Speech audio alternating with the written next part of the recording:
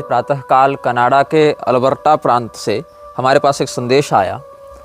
वह व्यक्ति लिखता है, नमस्ते, I like your content, how to become a part of the satanic community, all I want is money, power and wealth. अब इस व्यक्ति ने हमारी श्रृंखला के किसी एपिसोड को देखकर हमसे संपर्क किया कनाडा के अल्बर्टा प्रांत से, और इसने यह संदेश भेजा है। इसको मृक्षराज का अनुयायी बनना है और इसको लगा कि चलो ठीक है, वीडियो में तो जो बातें बताई जा रही हैं वो सब अपनी जगह पर हैं, लेकिन अगर मृक्षराज के हम अनुयायी बन जाएं तो अतिशीघ्रता से हम उतने दौलत, शोहरत इत्यादि से युक्त हो जाएंगे।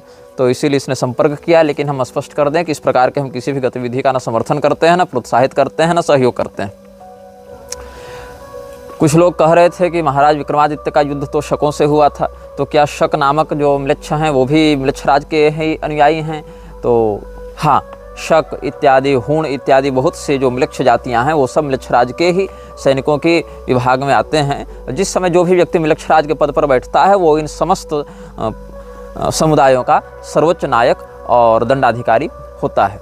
और महाराज विक्रमादित्य का जिन शकों से युद्ध हुआ था उन्हीं के कुछ दशकों के बाद हमारा भी युद्ध पूर्व जन्म में उनसे हुआ था, जिसके विषय में हम संकेत कर चुके हैं जब हम पृथ्वी सिंह के नाम से थे, और इस विषय में हमने एक दो लघु वक्तव्यों में संकेत भी किया है।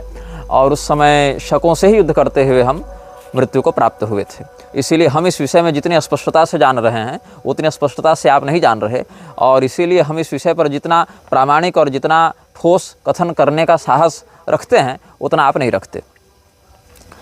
बहुत से लोग उपहास कर रहे हैं कि शास्त्रों में तो ये सब नाम नहीं मिलते। तो इसका कारण यह है कि शास्त्रों में जिस प्रकार के नाम और जिस प्रकार के शब्दावली का प्रयोग किया गया है वो सब शब्दावली और नाम तो उन आर्ष परंपराओं के लिए हैं, म्लेच्छ परंपराओं के लिए नहीं। तो हमने बहुत से नाम ऐसे बताए जो प्रचलित भाषा में आजकल के म्लेच्छ समुदायों के मध्य प्रसिद्ध हैं, क्योंकि वहाँ उसकी अधिक पैठ है, अधिक प्रसिद्धि है, और उसका जो संकेत ग्रंथों में प्राप्त होता है उसके अनुसार हमने बात की। जैसे विक्टोरिया को विक्टावती के नाम से, मैकॉले को मेकल के नाम से ये सब बताया गया है। तो जिस प्रकार से आर्ष ग्रंथों को लिखने की शैली रही है और जिस प्रकार से उस कथन को अभिव्यक्त किया जाना चाहिए उसको अगर नहीं समझ पाएंगे आप तो अक्षरशः क से कलम और ख से खरगोश इस भाषा में ग्रंथ आपको व्यक्त नहीं करेंगे ये सब बातें। तो हम चर्चा कर रहे थे मृक्षराज के अनुयायियों के नियम पर। मृक्षराज के अनुयायियों के 20 नियम हम बता चुके हैं, शेष नियमों पर अभी चर्चा करेंगे। मृक्षराज के पूर्व काल में, वर्तमान मृक्षराज के अल्पावस्था में, प्रारंभ में उसने देव शक्तियों की आराधना की थी। कुछ लोगों ने यह प्रश्न किया था कि जैसे हमने गौर का उदाहरण दिया जिसने नक्रोमैंसर तलवार का प्रयोग करके देवताओं को मारना आरंभ किया था, ऐसी एक मैथोलॉजिकल कथा मार्वल वाले दिखाते रहते हैं। तो हमने कहा था कि मृक्षराज के जीवन को समझने के लिए आप उससे एक प्रेरणा ले सकते हैं, क्योंकि मृक्षराज के जीवन से प्रेरणा लेकर भी ऐसे चरित्रों को गढ़ा जाता है या गढ़वाया जाता है सोसाइटीज़ के द्वारा। अभी फ्रांस के जो ओलंपिक आयोजन हुए वहाँ भी आप इस प्रकार के बहुत से संकेत और चिन्हों को समझ सकते हैं। यदि आप इस विषय में थोड़ी भी रुचि रखते हैं तो आपको सरलता से वो सारी कड़ियाँ जुड़ती हुई दिख जाएंगी। तो मृक्षराज प्रारंभिक अवस्था में तो सही मार्ग पर ही चलने का प्रयास कर रहा था, लेकिन क्या हुआ कि जिन मंत्रों का प्रयोग करके वह देवताओं को आहुति प्रदान करता था उन मंत्रों में वह अधिकृत नहीं था, और उन आहुतियों के देवताओं के पास पहुंचने पर देवता उन आहुतियों का बहिष्कार करते थे, परित्याग करते थे, अशुचि मानकर उन आज्यों को अमेध्य मानकर अस्वीकार करते थे, जिसके कारण यह परिश्रम तो करता था किंतु देव शक्तियाँ प्रसन्न नहीं होती थी, अभीष्ट फल प्रदान नहीं होती थी। क्योंकि इष्टान भोगान हिवो देवा दास्यन्ते यज्ञ भाविता तर्दत्तान प्रदायभ्यो यो भुंक्तेस्तेन एव सह। तो इष्टान भोगान हिवो देवा दास्यन्ते यज्ञ भाविता, और यज्ञ क्या है? यज्ञ विधिपूर्वक किए जाने पर ही अभिष्ट फल को प्रदान करता है। अनधिकारी के द्वारा अविधिपूर्वक किया गया यज्ञ दुष्कृत को जन्म देता है, अशुभ परिणाम को जन्म देता है। तो अशुचि हवि का जब बहिष्कार देवताओं ने किया इसके प्रति तो ये बहुत क्रोधित हो गया और इसने मूर्ति भंजन का संकल्प लिया, और वहीं से यह पैशाचिक शक्तियों का आराधक बन गया। और उसके बाद उसको कलयुग के 15 प्रधान अनर्थकारी तत्वों का परिचय प्राप्त हुआ। वहीं से उसको आगे फिर नायकत्व की संसिद्धि कराई गई म्लेच्छों के समुदाय के विस्तार के लिए। तो यही कारण है कि मृक्षराज के निर्देश से जब भारत में मूर्ति भंजन करके मृक्षराज के पास पहुंचाया गया मूर्तियों को, शालग्राम शिलाओं को, और वहां पर अपने चरण के नीचे मृक्षराज के सैनिक उसका मर्दन करने लगे, तब देवराज इंद्र ने वज्र प्रहार के माध्यम से मृक्षराज की सेना के एक बहुत बड़े भाग को नष्ट कर दिया था और देवताओं ने उन देव प्रतिमाओं को उठाकर गंडकी नदी में डाल दिया था। और इसका संकेत भी आपको भविष्य पुराण में प्राप्त हो जाएगा और पिछले अनुभाग में हम इसको संक्षेपतः अभिव्यक्त भी कर चुके हैं। अब कुछ लोग कहते हैं कि जैसे कालयवन का स्पष्ट वर्णन मिलता है, जैसे अन्य का स्पष्ट वर्णन मिलता है, तो हम तो भागवत को मानेंगे, भूसुंडी रामायण को मानेंगे, लेकिन तुम्हारी बात नहीं मानेंगे। ये वही लोग हैं जिन्होंने मन में संकल्प ले रखा है कि अगर निग्रहाचार्य नाक से सांस ले रहे हैं तो हमको गुदा से सांस लेनी है, क्योंकि हमको निग्रहाचार्य का विरोध करना है। इसीलिए भेद और छेद को ढक कर रखना सीखना चाहिए। भेद को और छेद को कहीं भी प्रकाशित कर दोगे तो हो जाएगा अनर्थ। अब इससे ज़्यादा संकेत हम नहीं कर सकते हैं, क्योंकि इससे ज़्यादा संकेत मंदबुद्धियों के लिए किया जाता है। अस्तु, हम बात कर रहे थे म्लेच्छराज के अनुयायियों के लिए जो नियम है उस श्रृंखला में। म्लेच्छराज के अनुयायियों के लिए जो 21वां नियम है उसके आधार पर यह बात बताई गई है, किसी भी व्यक्ति को इतना मजबूर मत कर दो कि वह अपने अस्तित्व के लिए लड़ने पर विवश हो जाए, तब तक जब तक कि तुम स्वयं अपने अस्तित्व को दांव पर लगाने के लिए तैयार नहीं हो। अब जैसे मैं उदाहरण देता हूँ, अब कोई व्यक्ति मुझ पर आक्रमण कर रहा है, मैं चारों ओर से घिर गया हूँ, इधर कुआं है, इधर खाई है, सामने जंगल है या जो भी है, अपना ज्वालामुखी या जो भी है, पीछे वृक्ष है। अब मेरे पास भागने के लिए कोई अवसर नहीं बचा, कोई उपाय नहीं बचा, तो क्या होगा? इस स्थान पर जहाँ भागने के लिए कोई विकल्प नहीं है, वहाँ जब शत्रु मेरे सामने होगा तो मैं अपनी सारी शक्ति और सारी योजना लगाकर उससे लड़ने के लिए विवश हो जाऊँगा।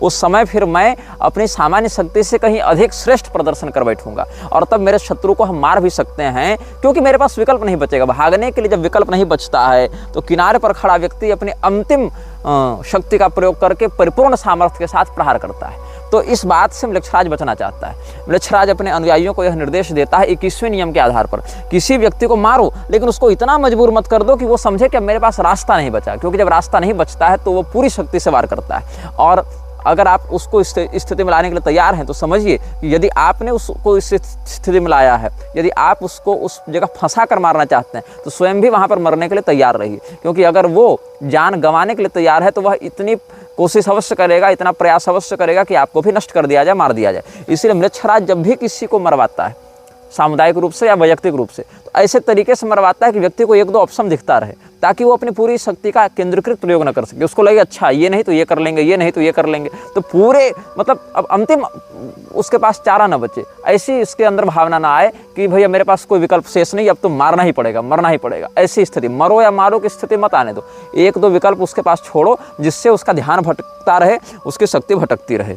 22वें नियम के आधार पर म्लेच्छराज के अनुयायियों को 3 चीज़ों को प्राप्त करके उसको सुरक्षित रखना होता है: मनी, पावर एंड रिस्पेक्ट। धन, सत्ता, सम्मान, या संपदा, सत्ता और सम्मान। अगर आपके पास पैसा है, अगर आपके पास सामर्थ्य है, अगर आपके पास शक्ति है, सम्मान है, तो ही आप म्लेच्छराज के अभियान को परिपूर्णता के साथ आगे बढ़ाने में सहयोगी हो सकते हैं। यदि आपके पास पैसा नहीं है, यदि आपके पास सम्मान नहीं है, यदि आपके पास सामर्थ्य नहीं है, पैसा नहीं है तो लोग आकर्षित नहीं होंगे, सम्मान नहीं है तो आकर्षित हुआ व्यक्ति भी चला जाएगा, और सामर्थ्य नहीं है तो आप धन का इच्छानुसार प्रयोग नहीं कर सकते, पैसा नहीं कमा सकते। इसलिए तीनों एक दूसरे से जुड़े हुए हैं। लेकिन इन तीनों में भी सम्मान आपके पास होना चाहिए, मतलब सामाजिक रूप से आप समाज में प्रसिद्ध और प्रतिष्ठित होने चाहिए, क्योंकि अप्रतिष्ठित रहेंगे, बदनाम रहेंगे, यदि आपकी छवि बहुत खराब रहेगी तो लोग आपकी ओर आएंगे नहीं, जुड़ेंगे नहीं, आपकी बात से प्रभावित नहीं होंगे। तो म्लेच्छराज के विषय में जो आप अपना अभियान सफल करवाना चाहते हैं, म्लेच्छराज के सिद्धांत को उसके हृदय में स्थापित करना चाहते हैं, वो कैसे होगा? इसीलिए आपको सबसे पहले प्रतिष्ठित होना पड़ेगा, पैसे वाला बनना पड़ेगा, सम्मानित होना पड़ेगा, सामर्थ्यवान बनना पड़ेगा, ताकि लोग देखें अरे इनका सामर्थ्य तो देखो, इतने बड़े बड़े लोग इनके पास आते हैं, अरे इनका वैभव तो देखो, इतना बड़ा बड़ा इनका जो है महल है, कार का काफिला है, इतने बड़े बड़े इनके घर हैं, तो इसका अर्थ एक बहुत अच्छे व्यक्ति होंगे, बहुत सम्मानित व्यक्ति होंगे। और पैसा जिसके पास होता है उसके पाप तो पैसा से ही ढक देता है समाज, मतलब समाज देखता है कि धनी है तो समस्त दोष उसके क्षम्य हैं। और अगर सब कुछ है लेकिन सम्मान नहीं है तो भी लोग आपके बात से प्रभावित नहीं होंगे। इसीलिए धन, सामर्थ्य और सम्मान, इन तीनों पर अपनी पकड़ को बनाकर रखना ही म्लेच्छराज ने 22वें नियम के आधार पर अपने अनुयायियों को बताया है। म्लेच्छराज का 23वां नियम यह कहता है कि कभी भी समाज में आक्रोश का प्रदर्शन मत करो, एकदम शांत बने रहो, हम्बल रहो, काम रहो, किसी भी प्रकार की उत्तेजना मत दिखाओ। कहीं बयान दे रहे हो, कहीं मीटिंग में बैठे हो, कहीं पर किसी सभा सोसाइटी में बैठकर किसी को समझा रहे हो, तो सदैव अपने व्यक्तित्व को बिल्कुल शांत और समझदार के समान प्रस्तुत करो, ताकि लोग यह समझें कि बड़े सुलझे हुए व्यक्तित्व के स्वामी हैं, बड़े शांत हैं, बड़े धैर्यवान हैं। तो जो व्यक्ति धैर्यवान होता है, जो व्यक्ति शांत व्यक्तित्व का धनी होता है, उससे अधिक लोग जुड़ना चाहते हैं। मुझसे अधिक लोग क्यों नहीं जुड़ना चाहते? क्योंकि मैं खरी खरी कह देता हूँ, मैं सीधे सीधे कह देता हूँ, इसलिए मेरे समर्थक से अधिक मेरे विरोधी हैं। लेकिन वहीं पर अगर हम 10 प्रकार के भी गलत काम कर रहे होते, लेकिन कैमरे के सामने बड़े सुंदर, सरल, एकदम सामान्य, एकदम दंडवत वाली मुद्रा में रहते, सबके सामने बड़े मुस्कुरा कर मिलते, और चाहे पीछे पीछे कितनी भी गलत बातें करते या करने वालों का समर्थन करते, लेकिन लोग हमें एक अच्छे व्यक्ति के रूप में देखते। अभी मुझे अच्छे व्यक्ति के रूप में जितने लोग देख रहे हैं, उससे कहीं अधिक लोग बुरे व्यक्ति के रूप में देख रहे हैं। अहंकारी है, घमंडी है, क्रोधी है, ऐसा देखते हैं। तो म्लेच्छराज अपने अनुयायियों को यह सतर्क करता है, कभी भी समाज में उग्रता का प्रदर्शन मत करो, सदैव शांत बने रहो, ताकि जो व्यक्ति शांत रहता है, समाज उस पर संदेह नहीं करता, अरे ये तो सीधा साधा गौ आदमी है, ये क्या गड़बड़ करेगा। और वही व्यक्ति पीठ पीछे इतने बड़े षड्यंत्र को जन्म देता है, जिससे बड़े बड़े उपद्रव हो जाते हैं। तो म्लेच्छराज अपने अनुयायियों के लिए कहता है कि तुम हमेशा शांत बने रहो। इसके बाद अगला नियम क्या कहता है? तुम्हारी उम्र सीमित है, तुम्हारा सामर्थ्य सदैव एक जैसा नहीं रहेगा, इसीलिए कभी भी खाली बैठकर समय नष्ट मत करो। देखो, अगर धार्मिकता और आध्यात्मिक दृष्टि से देखो तो म्लेच्छराज के बहुत से नियम ऐसे हैं जो आदर्श के समान प्रतीत होंगे। ये तो अच्छी बात है कि समय बर्बाद मत करो, शांत रहो और समाज में सम्मान को महत्व दो। ये सब कुछ ऐसी बातें हैं जिससे लगता है कि बहुत ही आदर्श समाज की परिकल्पना करना चाहता है। और न्यू वर्ल्ड ऑर्डर वाले भी इसी प्रकार से प्रस्तुत करते हैं स्वयं को कि हम एक विश्व में आदर्शतम व्यवस्था को जन्म देने वाले हैं। हम एक ऐसी व्यवस्था को लेकर आएंगे जिसमें कोई अन्याय नहीं होगा, कोई अनीति, कोई भेदभाव नहीं होगा, ताकि अधिक से अधिक लोग आकर्षित हों। लेकिन ये जो आदर्श कल्पना है वो धरातल पर इतनी भयावह है कि जब आप अंदर से इसको समझेंगे तब समझ में आएगा कि ये तो सोने के घड़े में रखा हुआ जहर है। तो म्लेच्छराज यह कहता है कि तुम बूढ़े हो रहे हो, तुम्हारी कार्य क्षमता, तुम्हारी शक्ति घटती रहेगी, इसीलिए जो काम तुम 25 साल की उम्र में कर सकते हो 45 में नहीं, 65 में नहीं कर सकते हो। इसीलिए जिस समय जिस प्रकार का सामर्थ्य तुम्हारे पास है उसको पूरा निचोड़ लो, उसका पूरा प्रयोग कर लो। अगर पूरा प्रयोग कर लोगे तो उससे अपेक्षित जो फल है पूरा प्राप्त करोगे, और समय बीत जाएगा तो तुम वह ऊर्जा नहीं प्राप्त कर सकते हो, वह विनियोग नहीं कर सकते हो, और काम तुम्हारा पीछे चला जाएगा। म्लेच्छराज का 25वां नियम यह कहता है कि ऐसी बात समाज के सामने प्रस्तुत करो जिसको लोग पहले से पकड़ना चाहते हो, लालायित रहते हो। मतलब लोग जो सुनना चाहते हैं वैसी बात बताओ। लोग अगर चाहते हैं कि हमको विधवा विवाह करना है तो तुमको हाँ विधवा विवाह में क्या बुराई है। लोग अगर चाहते हैं कि मुझे लव मैरिज करनी तो हाँ लव मैरिज में क्या बुराई है। लोग अगर चाहते हैं कि अच्छा चलो पुरुष और स्त्री के मध्य का भेद मिटा दो, समलैंगिक संबंध बनाओ, तो कहो हाँ क्या बात है, बिल्कुल सही। तो बदलते हुए जमाने के साथ बदलो, ये म्लेच्छराज का अगला नियम है। मतलब जैसा जैसा समाज चाहता है वैसा वैसा तुम उसके सामने अपने मानसिकता को दिखाते जाओ। इससे क्या होगा, समाज से तुम टकराओगे नहीं। और वस्तुतः क्या होता है, पहले 1-2 लोग कुछ बात कहते हैं, उनको लोग कहते हैं पागल है। जैसे म्लेच्छराज ने किसी नियम को लागू किया, म्लेच्छराज ने मान लो आज नियम लागू किया कि सभी लोग अपने पहले बच्चे का मांस खाएंगे। बहुत पैशाची बात है, एक तरफा विद्रोह होगा समाज में कि नहीं नहीं हम ऐसा नहीं करेंगे। लेकिन जो लोग प्रतिष्ठित हैं, जिनके पास पैसा है, जिनके पास सामर्थ्य है, म्लेच्छराज के ही एजेंट हैं और इन तत्वों से युक्त हैं, कैमरे के सामने हम्बल हैं, वो धीरे धीरे करके 5 साल, 10 साल, 20 साल में कहेंगे कि हाँ ऐसा भी होना चाहिए, ये भी ठीक बात है, इससे विश्व की जनसंख्या नियंत्रित रहेगी। फिर 10-5 वैज्ञानिक मिलकर कहेंगे कि अपने बच्चे का मांस खाने से ये फ़ायदा है, ये बीमारियाँ नहीं होती हैं। ऐसा करते हुए, और कुछ तो स्वाभाविक पैशाचिक मानसिकता से रहेंगे, तो इससे क्या होगा, एक संगठनात्मक शक्ति का निर्माण होगा और वह शक्ति आंदोलन करेगी, दंगे करेगी और सरकार के सामने ऐसे रूप में प्रस्तुत करेगी कि हम भी एक कम्युनिटी हैं, हम भी एक संस्था हैं, हमारा भी एक सिद्धांत है, हमारी यही जीवन शैली है, यही हमारा लाइफ स्टाइल है। तब धीरे धीरे जाकर जो बड़े लोग हैं समाज की नज़र में, वो कहेंगे कि हाँ ये बात भी लागू की जा सकती है। और उस समय समाज जिस प्रकार का मनोबल देखता है अपने आदर्शभूत लोगों का, वैसी ही मानसिकता से युक्त होता जाता है, तो वह कहेगा यही सही है। तो 10 साल 15 साल पहले जो नकारात्मकता थी वही 1-2 पीढ़ी जाते जाते एक जनरलाइज उपलब्धि हो जाएगी। इल्यूमिनाती की जब आधिकारिक घोषणा हुई थी स्थापना की, तो वहाँ भी भ्रूण हत्या इत्यादि को बिल्कुल जनरलाइज करने की बात रखी गई थी, जिसको तात्कालिक सरकारों ने बहुत विरोध किया था। लेकिन हुआ क्या, अंत में समय लगता है स्वीकार्यता में, लेकिन आज भ्रूण हत्या एक ऐसा विषय बन गया है जिस पर कोई बात भी नहीं करना चाहता। मतलब वो तो बिल्कुल सांस लो और सांस छोड़ो, इतना सामान्य विषय हो गया है। शादी के बाद भ्रूण हत्या एक सामान्य विषय हो गई, लेकिन अब तो वो इतना कचड़ापन हो गया है उसमें कि शादी के पहले भी 10-10 भ्रूण हत्या हो तो पुलिस पूछताछ नहीं कर सकती, डॉक्टर पूछताछ नहीं कर सकते, इतना उसको विकृत करके स्थापित कर दिया गया है। तो कभी भी ऐसा ऑफर नहीं देना चाहिए जो समाज के हितों से, मानसिक हितों से, जो उसकी रुचि है उससे टकरा जाए। हमेशा जनता को लगना चाहिए कि तुम तो उसी के मन के अनुसार चलते हो, मतलब हम जो सोचते हैं हमारे नेता भी वही सोचते हैं। इससे जनता को लगेगा कि अच्छा ये तो बहुत अच्छा व्यक्ति है, जितना अच्छा हम उतना अच्छा वो। 26वां नियम यह कहता है कि न्याय की प्रतीक्षा करो। न्याय की प्रतीक्षा करो, ये 26वां नियम इसलिए कहता है ताकि समाज की मानसिकता को समझकर किसी भी निर्णय को कभी भी न्याय कह दिया जाए और कभी भी अन्याय कह दिया जाए। एक छोटा सा उदाहरण देता हूँ आपको। शादी 18 साल की उम्र में होनी चाहिए लड़कियों की और लड़कों की 21 साल। ये ठीक है, एक बात लागू कर दी गई, लोगों ने धीरे धीरे मान लिया। उसके बाद शादी 21 साल की उम्र में होनी चाहिए। अब अगर 18 साल की उम्र में करते हो शादी तो वो अन्याय होगा, गैरकानूनी हो जाएगा।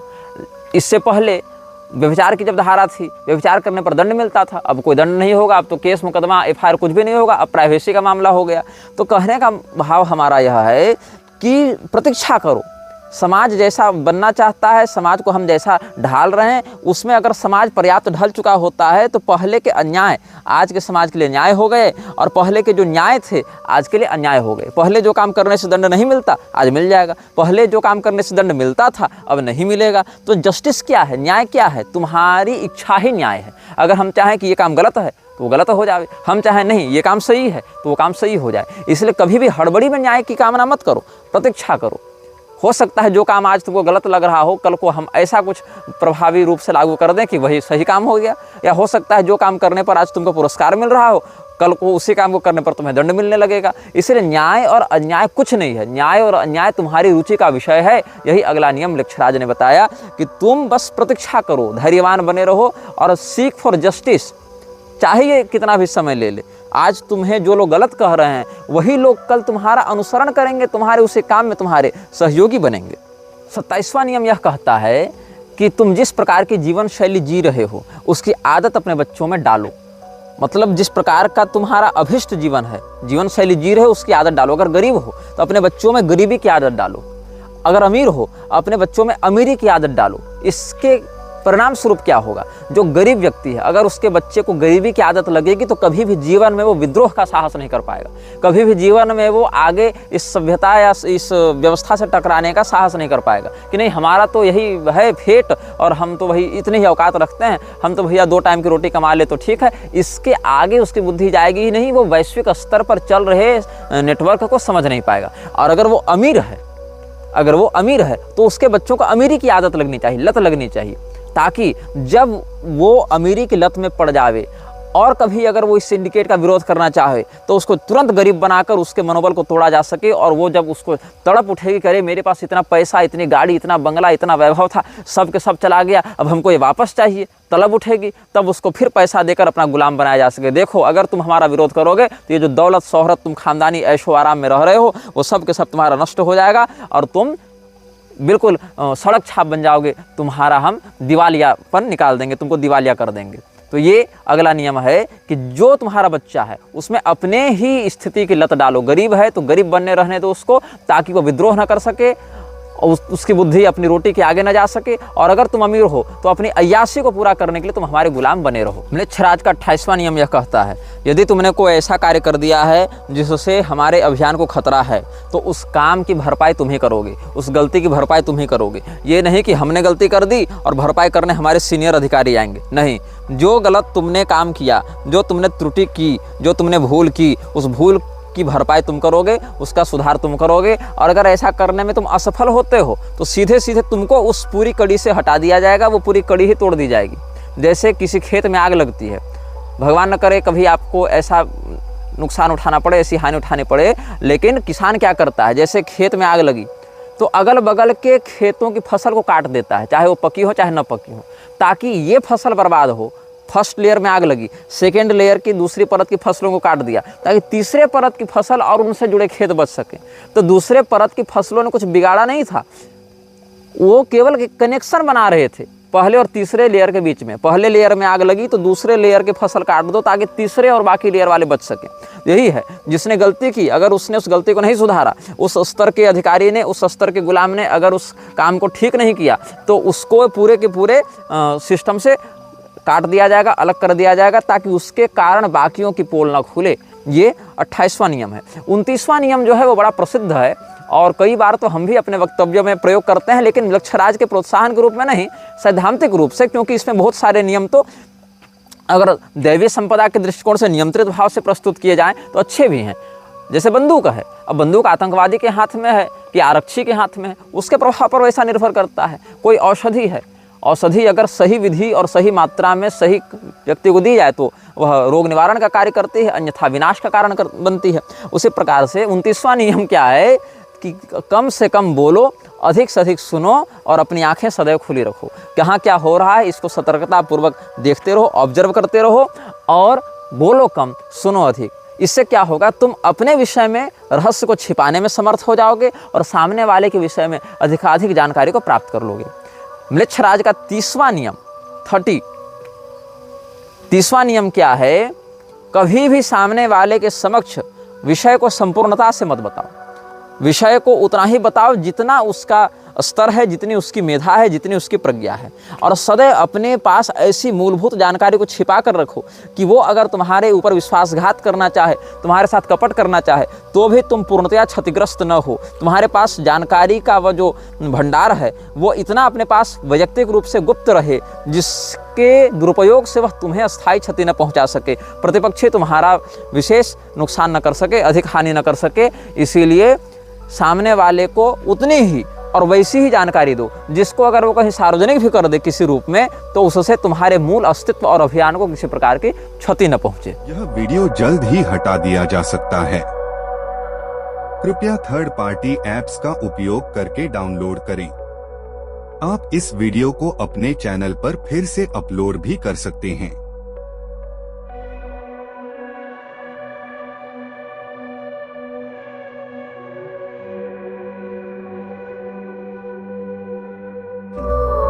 This video may get deleted soon. Please download using third-party apps. You may also re-upload this video on your channels. Thank you.